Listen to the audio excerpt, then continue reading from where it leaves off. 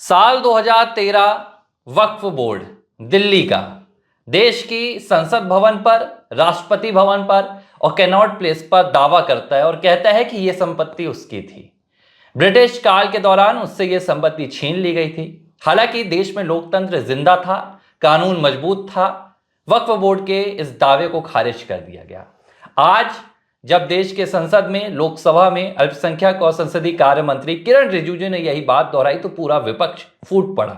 विपक्ष इस बात को कहने लगा कि यह दावा सरासर अफवाह है, ऐसा कुछ भी नहीं हुआ, वक्फ ने कभी कोई ऐसी बात नहीं की। लेकिन किरण रिजिजू ने बताया कि यह बात मैं अपने मन से नहीं बोल रहा हूं, बल्कि ये चीजें कागजों में लिखी हुई हैं।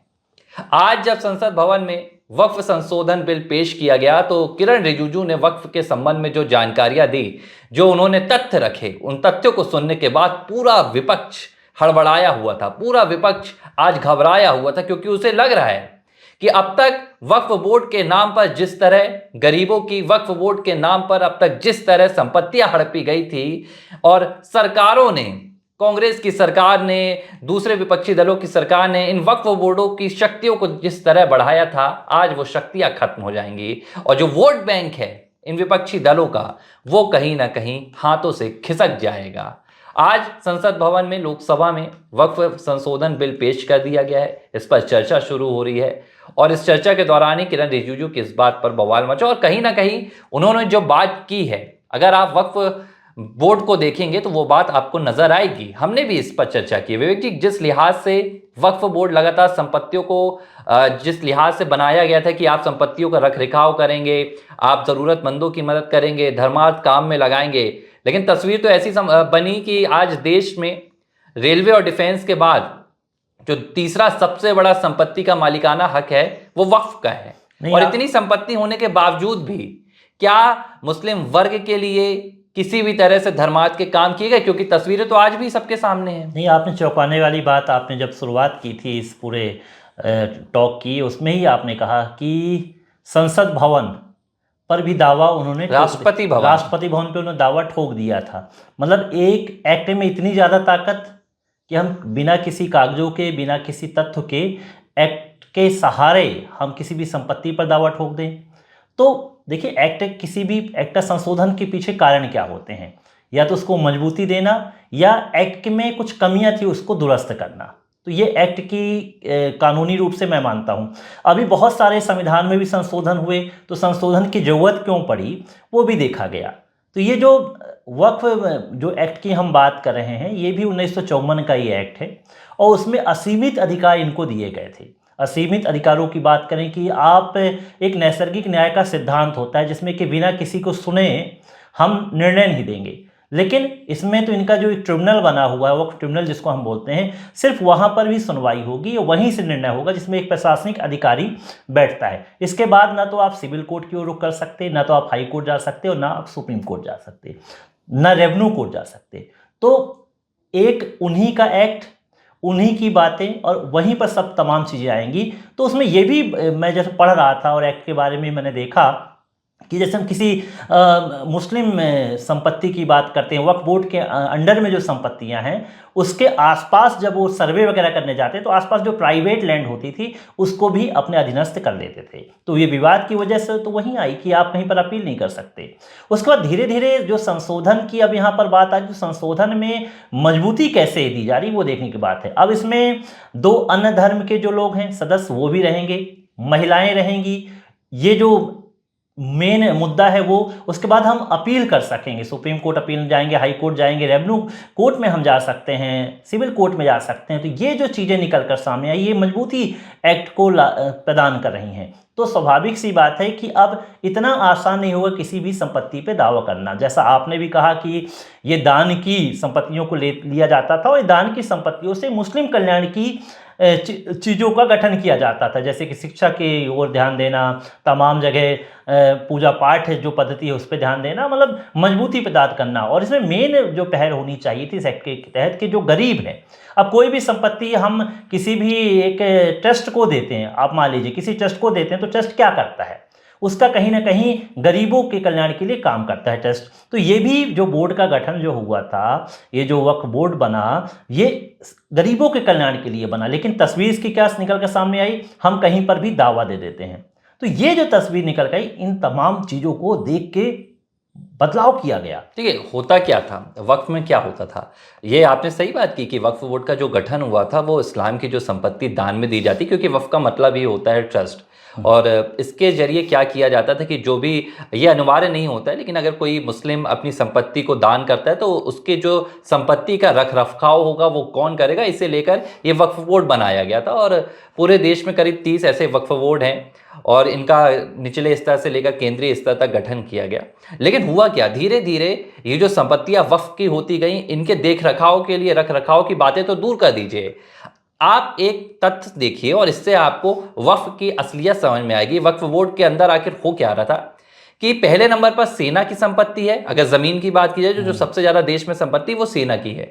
दूसरे नंबर पर आता है रेलवे और तीसरे नंबर पर करीब 8,55,000 संपत्तियां वक्फ की हैं। उत्तर प्रदेश में सबसे ज्यादा संपत्तियां वक्फ की हैं। इसके बावजूद अगर आप देश में अल्पसंख्यक वर्ग को देखेंगे तो आपको कहां पर तस्वीर नजर आएगी कि आखिर इन संपत्तियों ने वक्फ बोर्ड के जरिए कितना कल्याण किया इनका। आपको हकीकत तो आपको आज भी नजर आ रही है। अल्पसंख्यक वर्ग तो हमेशा से यही कहता आया है कि हमारे लिए कुछ हो नहीं रहा है, हम गरीबी में जी रहे हैं, हम बेरोजगारी में जी रहे हैं। तो आखिर जिसके पास इतनी बड़ी संपत्ति है उसके बावजूद भी अगर वो जन कल्याण काम नहीं कर रहे हैं, हम नहीं कहते कि वो दूसरे धर्म के जन कल्याण का काम करें। अगर कोई इस्लाम मानने वाला व्यक्ति अपनी संपत्ति वक्फ को दान दे रहा है तो वो अगर ये मान रहा है कि चलो हमारी संपत्ति से किसी मुस्लिम का ही भला हो, लेकिन वो भी नहीं हुआ। वक्फ बोर्ड कहीं ना कहीं अपने आप में एक शक्तिशाली हो गया। यूपीए की सरकार के दौरान, कांग्रेस की सरकार के दौरान इसको और भी शक्तियां दी गई और वक्फ में बैठे लोग मनमानी तरीके से अब संपत्तियों का स्वयं दुरुपयोग करने लगे। और आप देखिए जो सबसे बड़ी बात हो रही है कि अगर मैं आपकी संपत्ति पर दावा करता हूं, सबसे पहली बात, अगर चलिए मैंने आपकी संपत्ति पर दावा किया तो आप क्या करेंगे, इसके अगेंस्ट आप जाएंगे, आप रेवेन्यू कोर्ट जाएंगे, आप सिविल कोर्ट जाएंगे, या मुझे ही जाना होगा।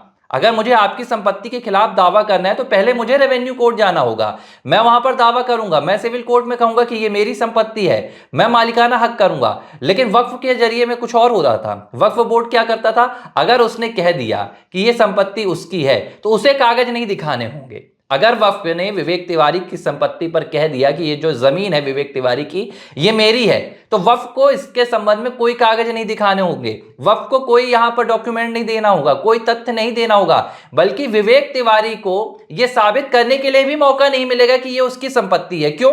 क्योंकि आपको साबित कहां करना होगा, आपको साबित करने के लिए बनाया गया है वक्फ ट्रिब्यूनल। वक्फ ट्रिब्यूनल में जाहिर सी बात है कि जो फैसले लिए जाते हैं वो मनमानी तरीके से लिए जाने लगे थे। वक्फ के पक्ष में फैसले लिए जाने थे, आपकी वहां कोई क्यों सुनेगा? जब वक्फ बोर्ड के खिलाफ ही आप वक्फ बोर्ड में जाकर अपील दायर करेंगे तो जाहिर सी बात है जो फैसला आएगा वो एक पक्षी आएगा और इस तरह जमीन जाने लगी। अब आप देखिए कि तमिलनाडु में एक गांव था, उस पूरे गांव में वक्फ बोर्ड ने कह दिया कि ये पूरे गांव की संपत्ति हमारी है। ये विवाद देश में निकल कर आया। महाराष्ट्र में भी जलगांव के संबंध में एक ऐसा विवाद निकल कर आया कि कई गांवों की संपत्तियों पर वक्फ बोर्ड ने अपना दावा ठोक दिया। और जो बात मैंने आपसे कही है 2013 की, ये सुनने में लोगों को यकीन ना हो लेकिन ऐसा हुआ है। देश के राष्ट्रपति भवन पर, देश की संसद भवन पर वक्फ बोर्ड ने अपना दावा ठोक दिया। खैर सबसे बड़ी बात यह है कि हम मध्य प्रदेश की राजधानी भोपाल की बात करें, यहाँ सबसे ज़्यादा विवाद आते हैं। और जब वक्फ बोर्ड के संशोधन की बात हुई, बिल की संशोधन की बात हुई, तो तस्वीर ये निकल के आ रही कि वहाँ जो मुस्लिम वर्ग के लोग हैं उन्होंने इस बात की खुशी का इजहार किया कि ये संशोधन जो है बेहतर होगा। इसका मतलब ये हुआ कि मनमाने तरीके से जो इस बिल के जरिए जो बोर्ड कार्य करता था उससे असंतोष था, जो काम होना चाहिए था जन कल्याण के लिए हो नहीं पा रहा था, इसलिए जगह जगह पर इस पे विवाद होते थे। मतलब हम स्कूल अगर हमने खोल के रखें तो स्कूल में शिक्षा पद्धति कैसी हो, अब उसका क्या होता था कि उसमें जैसे किसी स्कूल को खोला गया तो उसमें दुकानें करके उसका व्यावसायिक उपयोग किया जाने लगा, मनमाने तरीके से जो वहाँ के अध्यक्ष होते थे वो काम करते थे। तो ये तमाम चीज़ें जो आई तो जो मुस्लिम वर्ग के जो ऐसे लोग थे जिनको ज़रूरत थी ऐसे संपत्तियों को उपयोग करने की, वो विवाद उत्पन्न होने लगा। तो जाहिर सी बात है ऐसे विवाद उत्पन्न हुए तभी कहीं ना कहीं ये असंतोष निकल के आया। तो बिल संशोधन की जो बात निकल कर सामने आ रही है और एक जेपीसी का गठन किया गया था, जेपीसी में तमाम दलों के नेता रहते हैं, चर्चा होने के बाद ये बिल पेश किया गया है। तो इन चीज़ों में खामियां और खूबियां दोनों को देखा गया है, मतलब जरूरत थी इस चीज़ की। आप कैसे कह सकते हैं कि हम किसी चीज़ की अपील ही ना करें? आप अपील नहीं जाएंगे तो इसका निर्णय कौन करेगा? और निर्णय करने वाले, ये तो वही बात हो गई कि हम अब जुडिशरी की बात करते हैं तो महाभियोग, कि महाभियोग संसद में जाएगा, उसके बाद ही तमाम चीज़ें किसी एक न्यायाधीश को अलग किया जाएगा हाई कोर्ट के। तो ये तमाम चीज़ें निकल के आती, इसी तरह की एक मनमानी का रवैया था। तो इस मनमानी को कहीं ना कहीं रोकने के लिए ये संशोधन किया गया है। इस संशोधन में एक वर्ग तो नाखुश है जो लंबे अरसे से इन संपत्तियों पर कब्जा करके बैठा हुआ है, लेकिन उसी धर्म में, मतलब इस्लाम धर्म में ही एक समूह ऐसा भी है जो कि इसका उपयोग करना चाहता था, वो उपयोग की संपत्तियां नहीं मिल पा रही थी और कहीं ना कहीं उससे वो प्रभावित हो रहा था, तो उसने खुशी जाहिर की है। तो देखिए, संशोधन होना स्वाभाविक है, नियमों में मजबूती लाना स्वाभाविक है, मनमर्जी कहीं पर नहीं चलना चाहिए। मैं कहता हूं कि भस्मासुर मत बनो कि भस्म कर दो, इस तरह से बिल्कुल, मत कहीं ना बनो। कहीं वक्फ बोर्ड, आपने बहुत अच्छी बात की, भस्मासुर बन चुका था कि भाई जिस संपत्ति पर वो हाथ रख दे वो उसकी हो जाती थी, भस्म हो जाती थी वो संपत्ति। तो देश में ये लोकतंत्र है, देश कानून के राज से चलता है, यहाँ पर कोई आपका एकाधिकार नहीं चलेगा। ये जो कानून, ये जो यूपीए ने ताकत दी थी वक्फ बोर्ड को, वो तो देश की सरकार के पास भी, राज्य सरकारों के पास भी इतनी ताकत नहीं होती कि अगर राज्य सरकार आपकी जमीन पर अपना अधिकार देती, कहती है, दावा करती है, तो आप उसके खिलाफ हाई कोर्ट जा सकते हैं, आप सुप्रीम कोर्ट जा सकते हैं। लेकिन वक्फ के साथ क्या था? वक्फ ने अगर आपकी किसी संपत्ति पर दावा कर दिया तो आपके लिए सिविल कोर्ट के रास्ते बंद, आपके लिए रेवेन्यू कोर्ट के रास्ते बंद, आपके लिए हाई कोर्ट के रास्ते बंद, सुप्रीम कोर्ट तक के रास्ते बंद। तो ये तो असीमित शक्तियां थी और इसका कोई उपाय ही नहीं था। एक तरह से वोट बैंक की भी राजनीति मैं इसलिए कहूंगा कि एक जैसे वक्फ बोर्ड में किसी एक नेता को बैठाया गया, किसी पद को देकर उसके सदस्य बनाए गए, अध्यक्ष बनाया गया, तो उससे जुड़े जो लोग होते हैं कहीं ना कहीं वो अपने लोगों को, चहेते लोगों को लाभ देते थे उसमें, और जो वोट बैंक होता था एक पार्टी के लिए बढ़ाने का काम करते थे। जाहिर सी बात है कि वो एक पार्टी के लिए काम होता था वहां पर। तो ये तमाम चीज़ों को भी देखा गया। तो वहीं पर देखा गया गरीबों का जो हक था, मैं कहता हूं कि गरीब हर धर्म में है, तो उन गरीबों का हक छीना जा रहा था, इसलिए तो उत्साह है इस संशोधन बिल के लाने से। तो कुछ ऐसे लोग हैं जो लगातार इसकी वकालत कर रहे हैं कि संशोधन ना हो। हालांकि मैं कहूं कि संसद में अगर बहुमत की हम बात करें तो अभी पूरी तरह से बीजेपी के पक्ष में है, करीब 200 एनडीए के पास पूरी बहुमत है। हाँ, तो वो परिणाम बिल तो स्वाभाविक तौर पर पारित हो ही जाएगा। जाएगा। ठीक है, अब अन्य लोग जो हैं, इससे जुड़े लोग जो कहते हैं कि हम आंदोलन करेंगे, शांतिपूर्वक करेंगे, वो लोकतंत्र है, लोकतंत्र में तमाम चीजें की जा सकती है, लेकिन उस वर्ग को भी इसमें खुश होना लेकिन चाहिए। आप कि एक चीज ये भी देखिए कि विपक्ष ने कोशिश पूरी की, विपक्ष ने कोशिश की कि संशोधन बिल ना आ पाए, और जो एक विशेष वर्ग की जनता है इसे पूरी तरह से भ्रमित करने का प्रयास भी किया गया, चाहे ओवैसी हो, चाहे वो कांग्रेस पार्टी के सांसद हो, समाजवादी पार्टी के सांसद हो, सभी ने ये कहा कि इस संशोधन बिल के जरिए जो आपके धार्मिक अधिकार हैं, जो वक्फ के जरिए धार्मिक कल्याण होता है, उसे छीनने की कोशिश की जा रही है। लेकिन असल तस्वीर नहीं बताई जा रही है कि क्यों वक्फ के लेकर ये पूरा संशोधन बिल लाया गया है। ये पारदर्शिता के लिए लाया गया है, ये संपत्तियों के बेहतर रखरखाव के लिए लाया गया है, और एक अधिकार के लिए लाया गया, क्योंकि हर व्यक्ति का एक अपना संवैधानिक अधिकार होता है।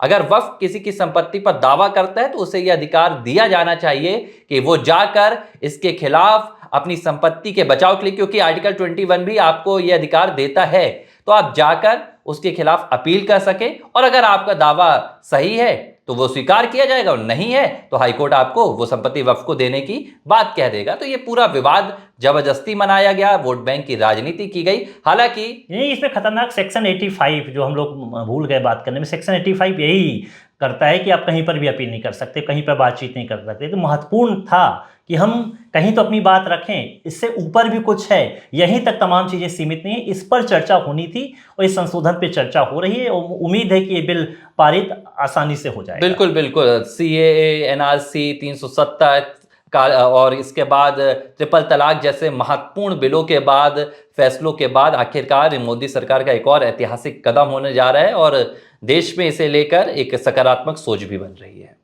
एबीसी हिंदी न्यूज, आज ही जुड़िए हर खबर के साथ।